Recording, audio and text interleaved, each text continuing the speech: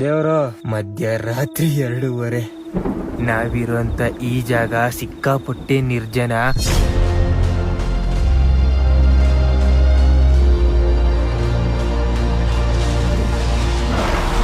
ಕಪ್ಪೆಗಳಂತೂ ಕೊರ್ರ ಕೊರ್ರ ಕೊರ್ರ ಕೊರ್ರ ಅಂತ ಕೂಗ್ತವೆ. ಒಂದೊಂದ್ಸಲ ಕಪ್ಪೆಗಳು ಕೂಗೋ ಏಟಿಗೆ ಕಪ್ಪೆನಿ ಕೂಗ್ತೈತ ಅಥವಾ ಬೇರೆ ಏನಾದ್ರು ಅಗೋಚರವಾಗಿರುವಂತದ್ದು ಏನಾದ್ರು ಕೂಗ್ತೈತ ಅಂತ ಅನ್ಸುತ್ತೆ.